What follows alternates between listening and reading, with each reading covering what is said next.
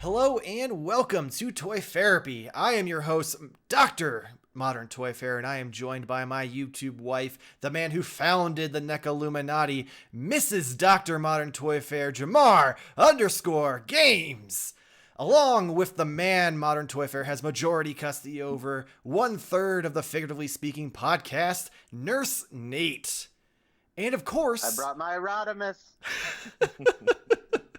And of course... we have our guest coming to sit on the couch, the host of the Gimmick Minute Wrestling podcast, Jason. How are you this week, Jason?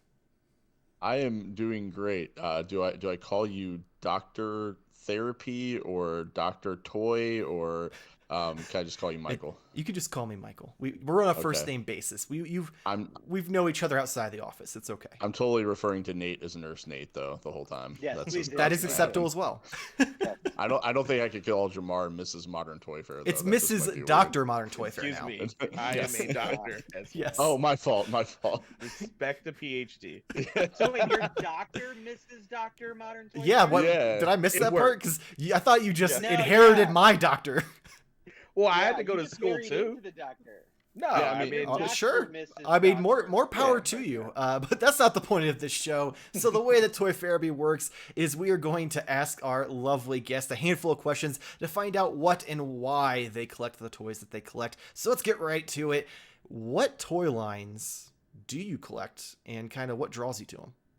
Oh, you're asking me, right? Yeah. Yes, you are the guest. Okay. Yes. you are on the couch. You are definitely the focus. Yes. I realize it's confusing because there's a lot of people here.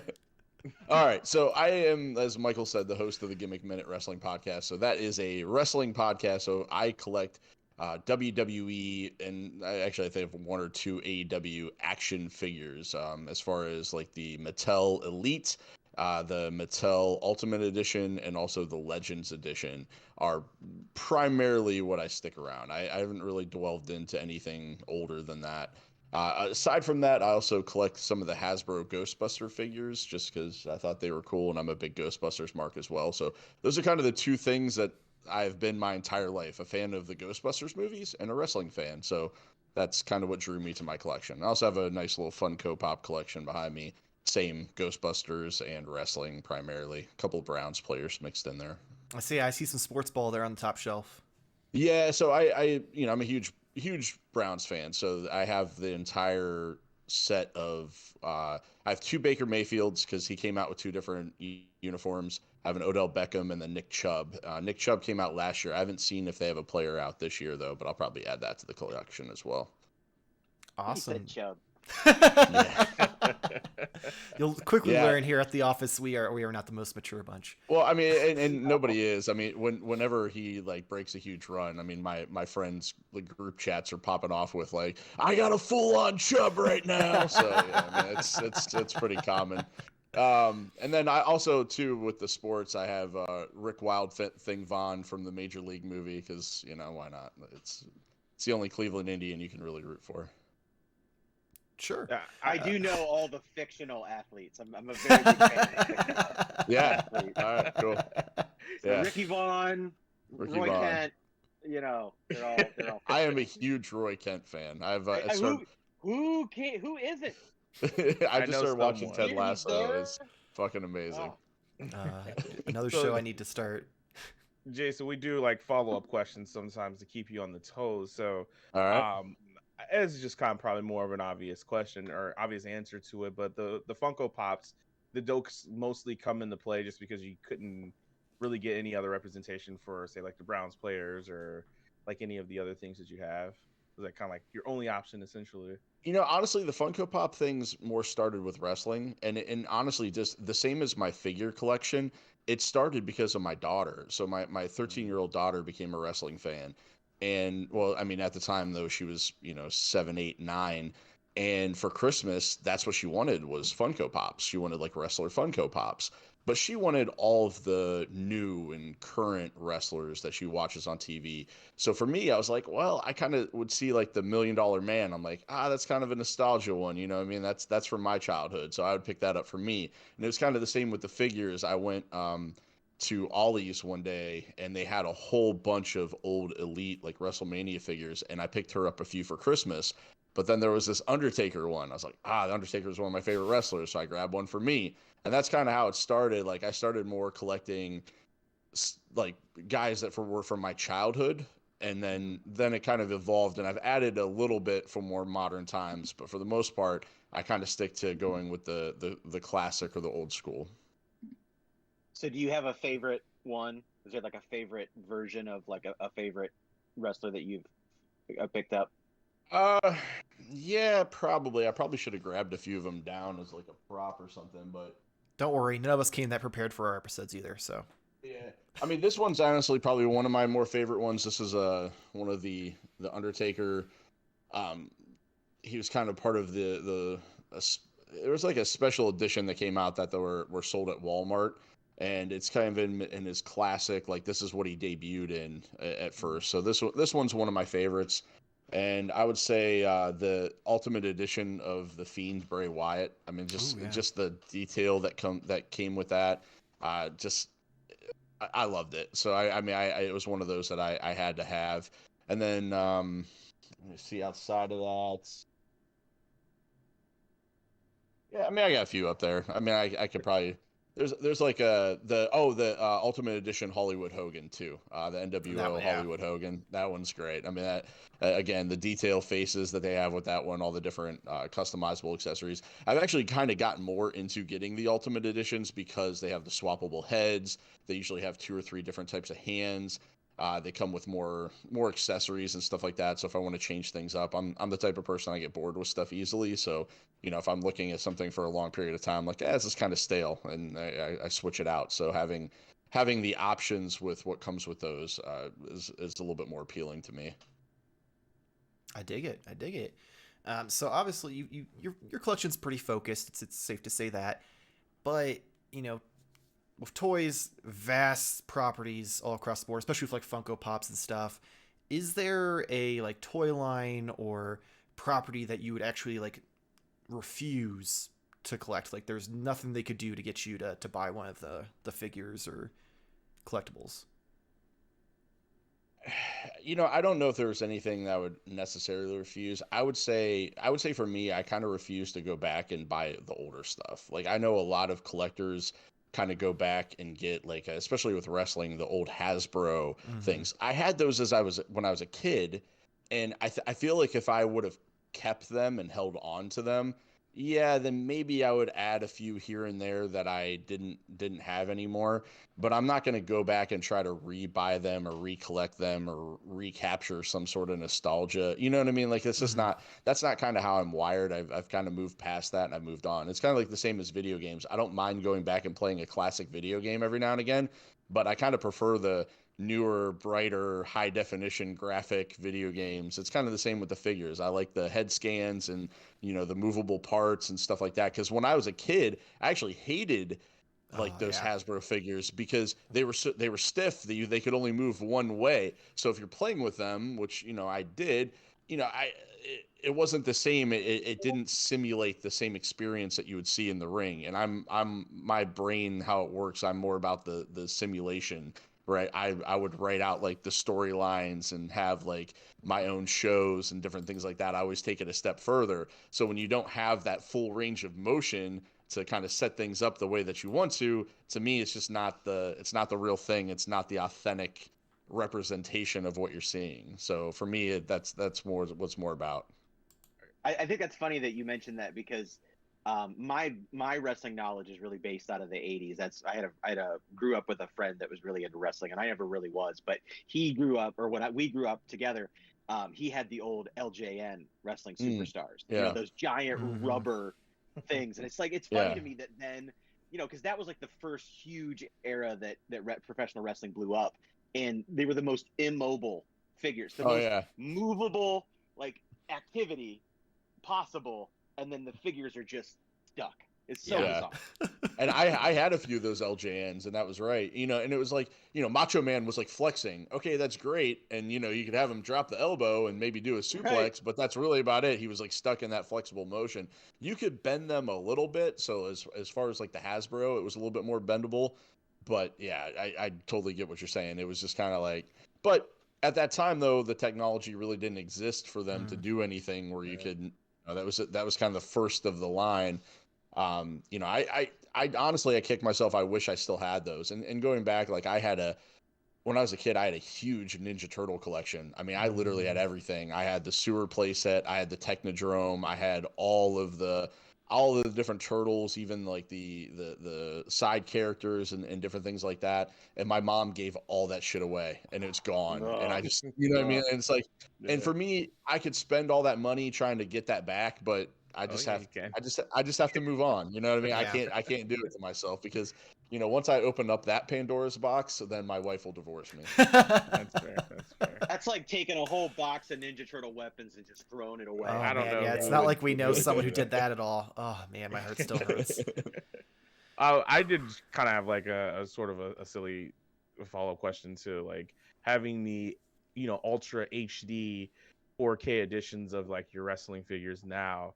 One of the things you said when you were younger is just you couldn't really get that storyline out, on the figures. Now, my question is, do you get to do that now? Like, do you have fun playing with your toys now that you can express everything?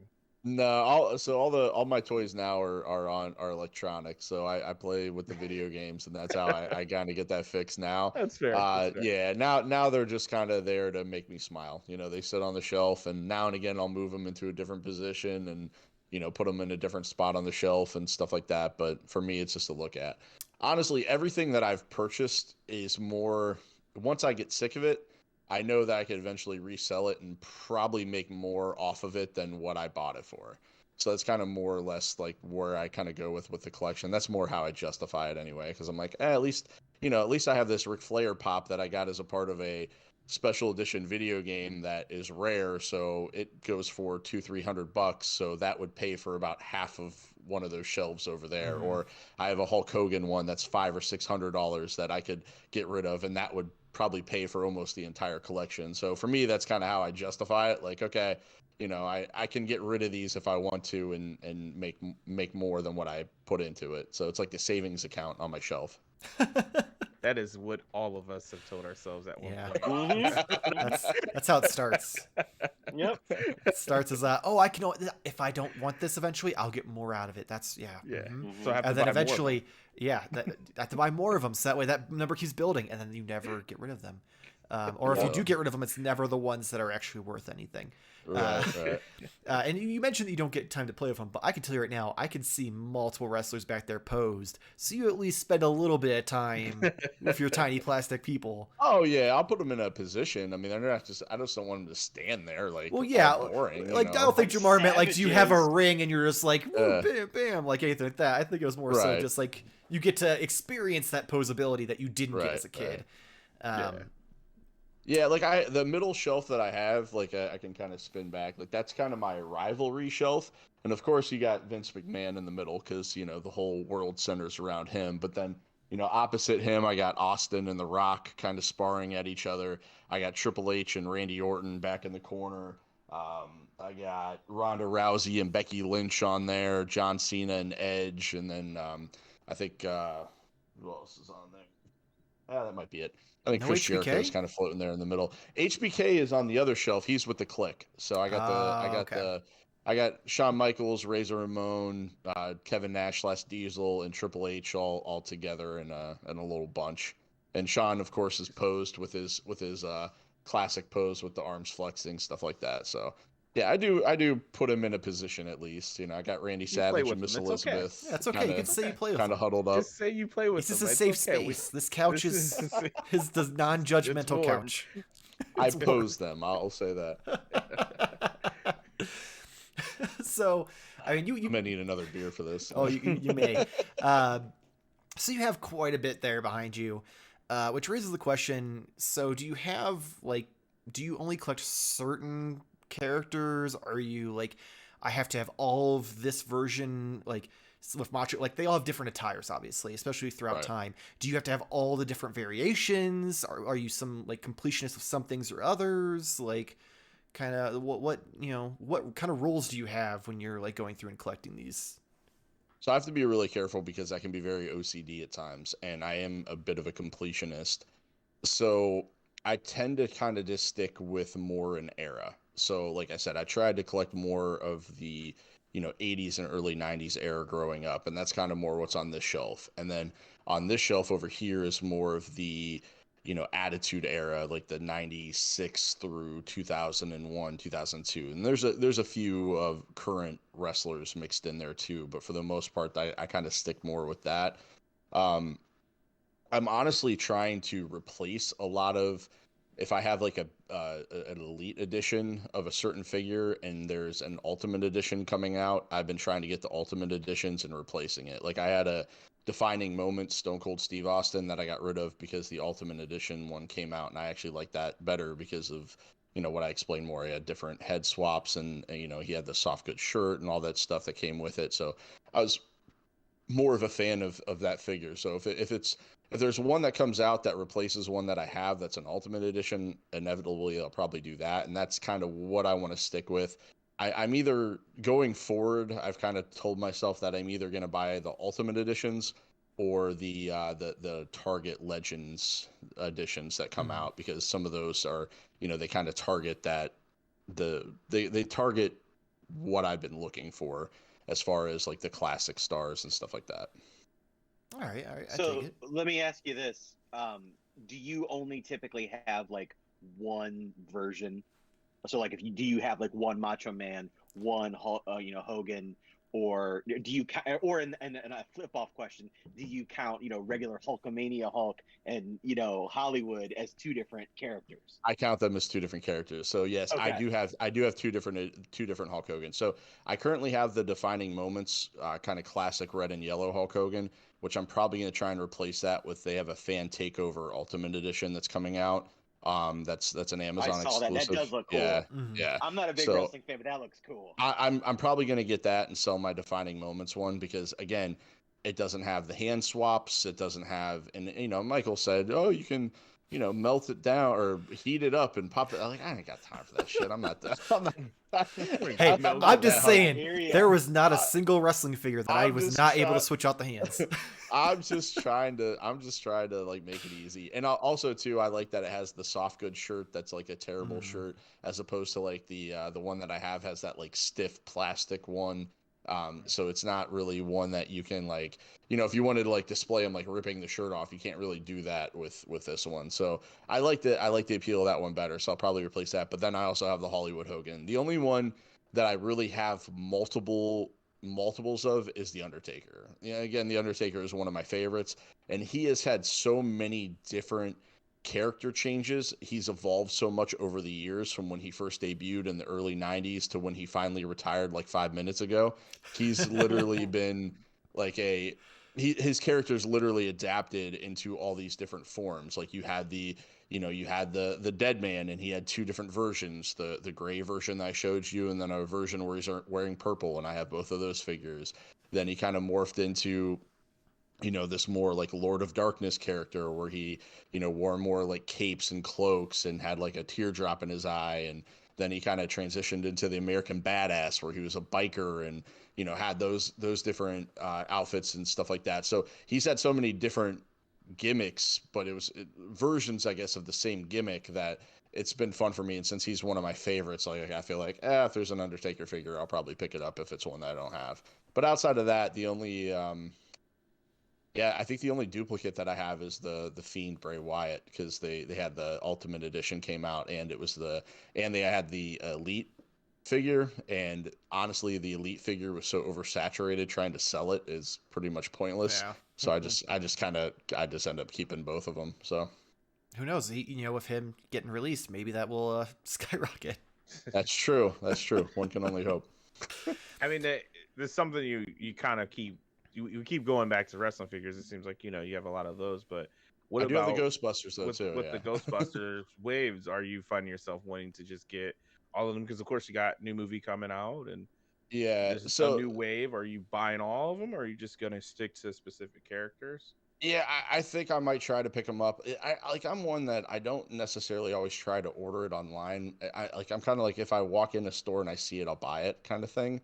But then that being said, there are a few exceptions to that, and I have gone through and ordered some. Right now, like I've had a lot things going on financially, and I don't really have the money to like drop $75 or $80 on buying a set right now online.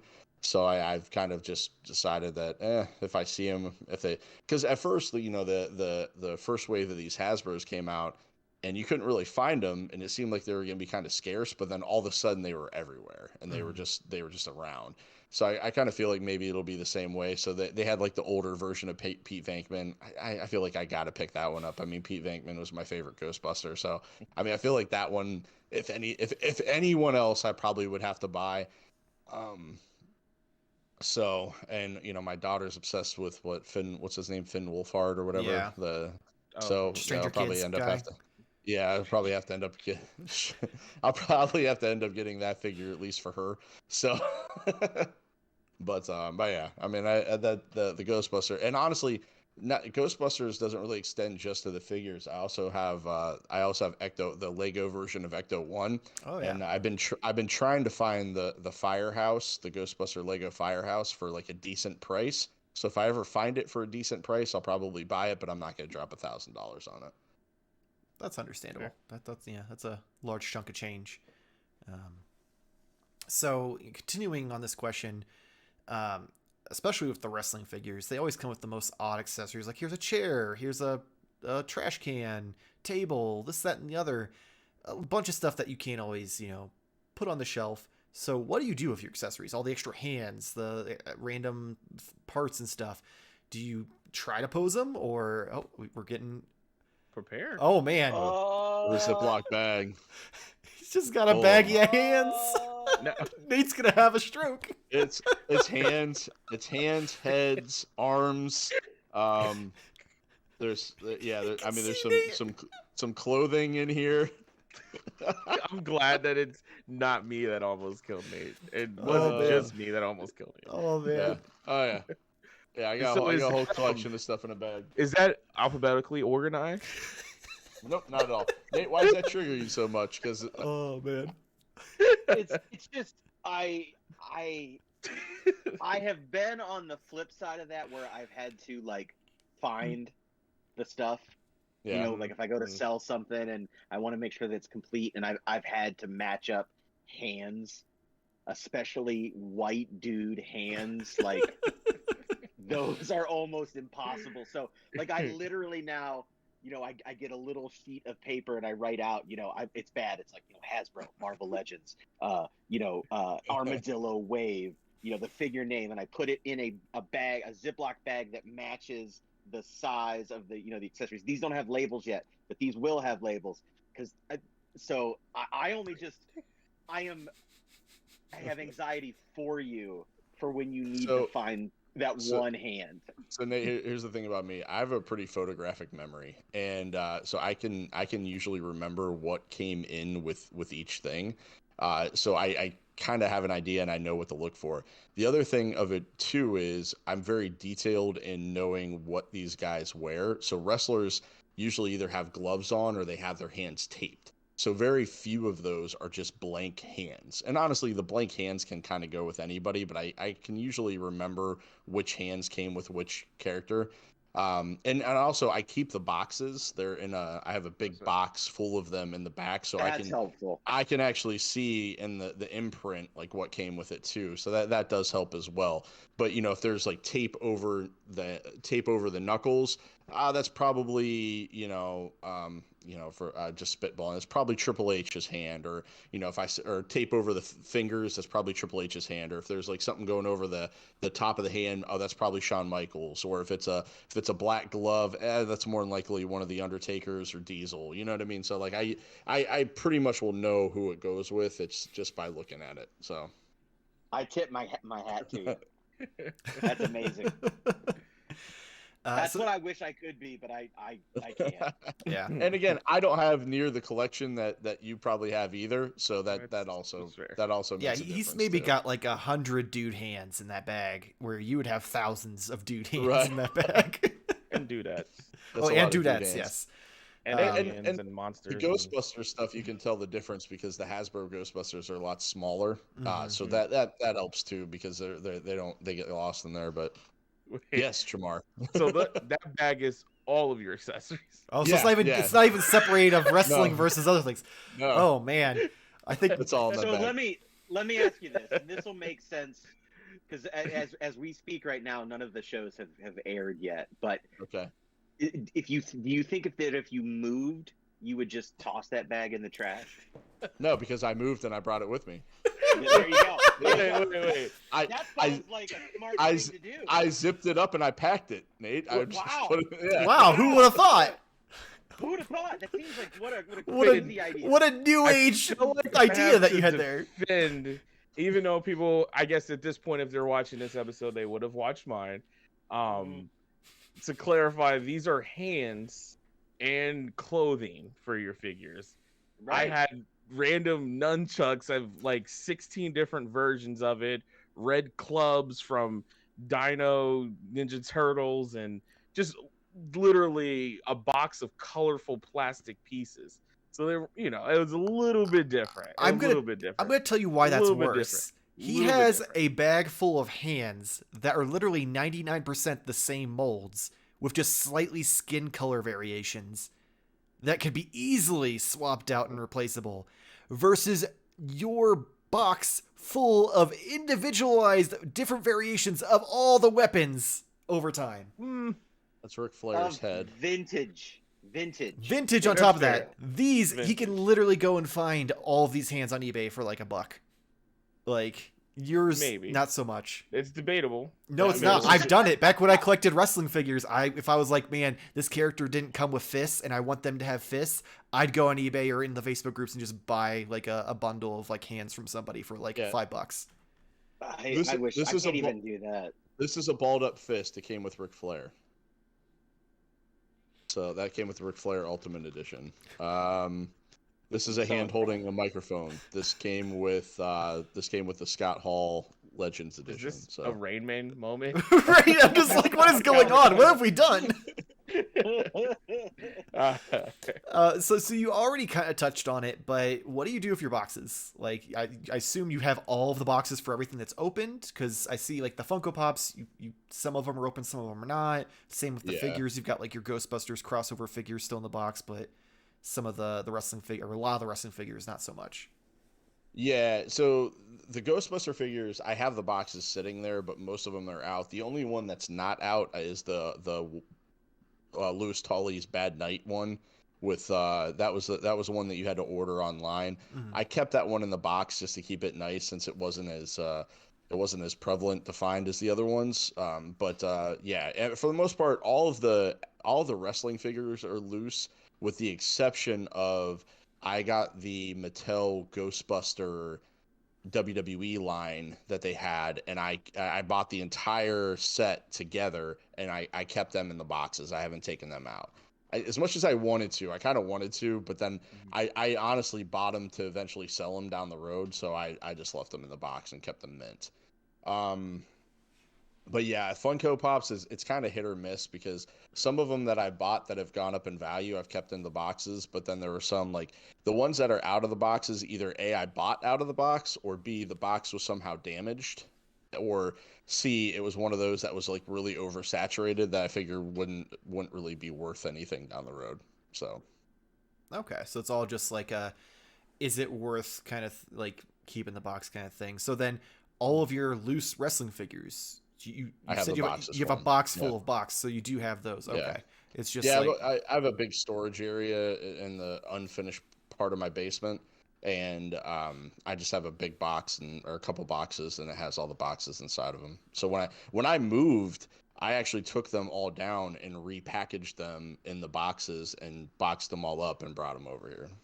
That's what I did when I moved across country for the ones that I do with the boxes, because it's easier. It takes up less space than just throwing them in a thing and hope they don't get broke. Right. Yeah. I don't want to get like scuffed up or anything like that. Because if I do resell it, I want it to be nice. And if you have it in the box and the box is in good condition, there's a few boxes that I have that are pretty beat up, but for the most part, they're in pretty good condition. Awesome. So this brings us to our last and possibly most important question. So, do Okay. you have a holy grail figure, like that one figure that you're like, this is it. This is if I had to get rid of everything else and just have this figure, I'd be happy. And do you have it, or are you like still, trying to find it? I'll be honest with you. I thought about that question because I read it. Unlike what I told you before, I did do somewhat of a prep, and I really could not think of anything that was like. The only one that I could think of was the $1 Million Man Ted DiBiase, the Legends edition. I have the Chase variant where he's like in a. Here, I can grab me right behind me. He's in his gray tuxedo with the pink trim, and it has the $1 million title with it. This figure was actually really hard to find.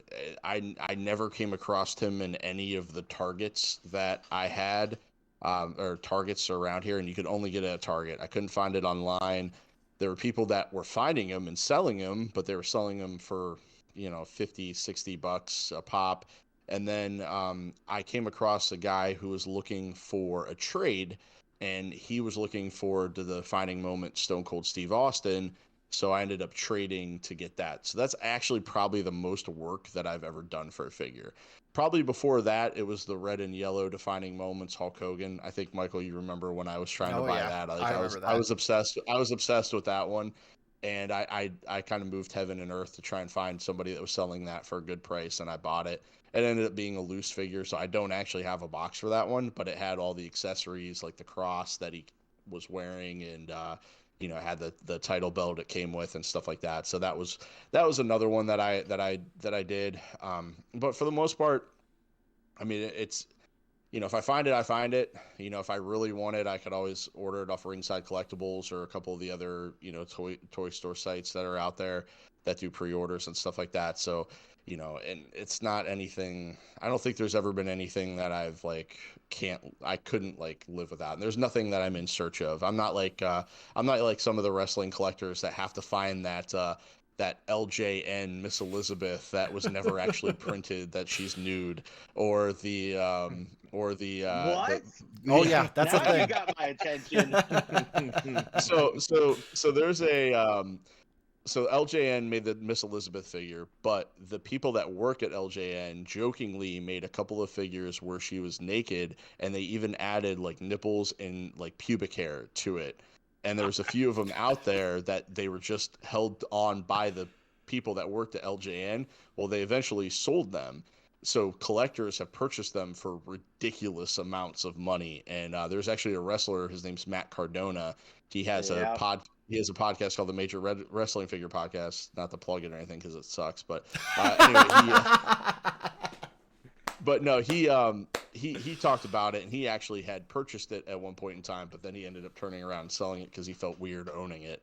But yeah, or there's been guys that have gone after unprinted Prototypes and stuff. prototype figures and stuff like that, and tried to get those in their collection. I'm not that guy. I don't need stuff like that. I'm not a big autograph guy either, so I'm not ever really after things that are signed or autographed, just because if I ever I've met a few wrestlers at times, at different events, or met them at I remember meeting Hurricane Helms at Kent State University because he was there talking about trying to get, there was the Smackdown Your Vote tour that they did, and they were trying to get people to register for votes at colleges and stuff like that. And at the time, he was a very featured and prominent star. I had just seen him main event on Monday Night Raw, not that long after that. And literally, I walked up to the dude and I shook his hand. I said, "Hey, I just want to thank you for entertaining jackasses like me on a regular basis. You guys put your bodies on the line and spend all this time on the road. I really appreciate it." And then I just shook his hand and walked away. I'm not I need to take a picture of you guy. I'm not an autograph guy. These guys are people too, so I don't want to bother them. You know what I mean? I just, for me, it's just, so I've never been huge on that stuff. It's not something that I have to collect. I collect things more for me, not necessarily because they might be valuable one day, but I try to at least make sure that I can get some sort of return on my investment if I get bored and want to sell it, or my wife threatens to leave me or something. So is it safe to say then your holy grail would be the Lego Firehouse. You know what? Yeah, Same. you know what? I was Jamar, literally you're about to right. ask that. I was kind of stuck on the wrestling thing, but you're right. The holy grail for me would be the Lego Firehouse for the Ghostbuster Firehouse. Like I've wanted the thing since it came out. I wish I would have bought it when it first came out. I had an opportunity to, and I didn't. I found an open box on eBay that was a decent price, and I had the opportunity to go after that, and I didn't. And both of those situations, I'm kicking myself for now because I never realized, I guess, at the time, because at the time I wasn't a collector at all, and I never really researched things like that. I didn't realize how much those out of circulation Lego sets yeah. go for, and how expensive they are. And I never really fathomed that it would inflate to that amount to where it was like, holy shit, like yeah, maybe if I hit a lottery I'll pay whatever for it, but like right now I'm like, I don't know. Yeah, I mean, I just, that one would probably be my holy grail. So that's, if I ever find it down the road, that would be the one thing. And I would even probably trade the majority of the collection I have here, possibly to even snag that if I could find it down the road. So which, I don't know, I might do that if I find it. I'm just saying. I mean, earlier you mentioned like you have several pops that are worth several $100, so you could get that. I Thing real quick. I know. So it's more. I guess it's more or less what cause the whole reason I haven't got rid of the Hulk Hogan, like the Hollywood Hogan or the Ric Flair one yet. And I know this sounds morbid, and I'm not trying to be an asshole, but I figure if they die, they'd be worth more. You know what I mean? It took me a minute, but then it clicked, and I'm like, oh god. Yeah. When you said you're not trying to be morbid, I'm like, I know where you're going with this. It took me a second. So I'm like, are you gonna you gonna fucking like sacrifice to the Satan or something? Nope. Nope. Much worse. Hulk Hogan has been kind of like the Teflon Don, because no matter what is thrown at him, his stuff is still valuable, and people still seek after him, and people still love him, despite, things that have happened in media and stuff like that about him.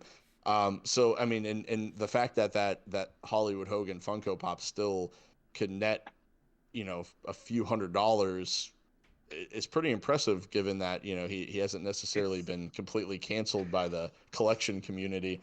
So I figure, well, I mean, he's pushing 70, and his body's been through a lot, so I can't imagine he's got more ahead of him than he has behind him. So I was hoping to maybe hold on to it for a while and see if and that kind of bit me a little bit. So a couple other Funko Pops I have that aren't on the shelf. I have a couple Game of Thrones pops. Like I got Daenerys Targaryen. I have Jon Snow. But then I work for AT&T, and AT&T had an exclusive metallic Night King Funko Pop. And I was like, this is exclusive through AT&T. They were only making a certain number of these. I was like, I'm going to buy this now. And when the series is over, down the road, I'm going to sell this and make some money. But then they fucked up the ending of the show, and people hated it. Now that motherfucking pop isn't worth a damn thing. So now, that came back to bite me. So I'm hoping holding on to this Hogan and Flair doesn't eventually come back to bite me. But a little bit longer for Hogan to not get canceled. Yeah. He's been trying his hardest. Yeah, he really has been. I mean, he hasn't done himself any favors, but somehow it's still valuable. But I mean, you look at it though, that Hollywood Hogan Ultimate Edition, that was a really high-selling high-selling figure, and the new Fan Takeover, I mean, that thing goes up on Amazon for pre-order, and it's gone within 5 minutes. So I mean, the dude still sells merchandise and still sells figures. I mean, he's still a popular name, and I love Hulk Hogan. I'm not gonna lie. I mean, the guy is the reason I'm a wrestling fan. Like as a kid, I idolized the guy, so it's hard to just turn that off. You know what I mean? Yeah, that's right. What you're saying is Hulk Hogan's not as bad as the final season of Game of Thrones. He's not. Wow, that's how you fucked up a show, when more people are upset about that than they are about Hulk Hogan using the N-word. Like, right, yeah. And I'm one of those people to believe that to err is human. Like we're all human. Yeah. We make mistakes. Shit happens. And yeah, that was a very egregious mistake.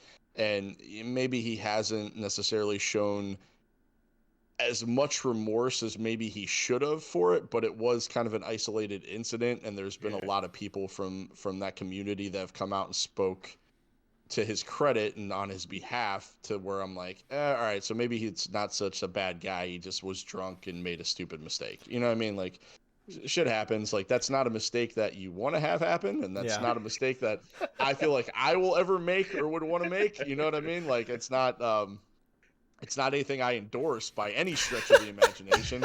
It's just more or less, you know, like I've lived a life and I've seen a lot of things, and I know that people fuck up, and sometimes people fuck up big, sometimes people fuck up small. I have fucked up royally in certain situations, and, you know, I always had somebody around to give me the benefit of the doubt or show me forgiveness, so I try to live my life that way as well.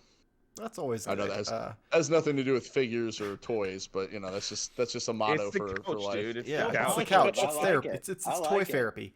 I do want to say, though, while we you know, assume it was an isolated incident, we aren't always there in his bedroom. Just saying. That's true. It's just isolated because there was only a camera at that one time. But on that note, that is it for Toyfarerapy. Make sure to head over to Twitter and Instagram. Follow us for updates, announcements, and pictures of toys at Modern Toy Fair. Please make sure to like and subscribe for more Toyfarerapy, weekly reviews, and other toy-related content. Also, make sure to find us every Wednesday night on twitch.tv/Modern Toy Fair for our weekly purchases live stream at 10 p.m. Eastern Standard Time. Make sure to check out Jarmar over on the Why Are You a Gamer podcast, where he talks to people in the gaming community on why are they gamers. Wait, is that back? Whoa, hey Jason, I know you're new to this, so just we kayfabe it a little bit. Go back and watch season 1. Maybe if the numbers move, Jarmar will motivate. Probably not, though, so don't get your hopes up. You can also catch him, though, over on twitch.tv/Jarmar_games, where he potentially streams Apex Legends and possibly other games. I don't know. Go follow him and motivate him to do that as well.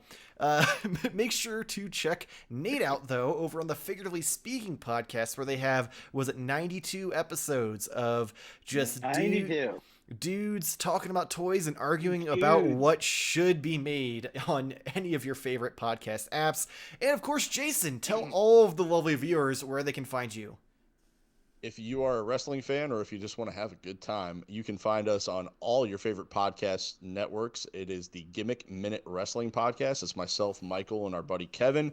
We talk about wrestling, basically anything from WWE, AEW, NXT. We also do some special episodes where we kind of focus on one particular character. We call it a Gimmick Spotlight. We've actually only done one of those. We have more. We have more coming up in the future. We also have if you look above my left-hand shoulder, we have a championship. It's called the Gimmick Minute Live and Worldwide Championship, and I'm going to be defending that against Kevin, and Michael chose the stipulation. We're going to be doing we're going to be making up basically a diss track to a wrestling theme, and we're going to, you know, put it up to Twitter to find out who did the best. And you can also follow us on Twitter, which is @LiveYourGimmick. That's the @ symbol followed by LIVYOURGIMMICK. MOUSE. There he is. All right, thank you. Awesome. So thank you for watching, and don't forget to come sit on the couch. It's wet. The casting couch. What couch are we sitting on?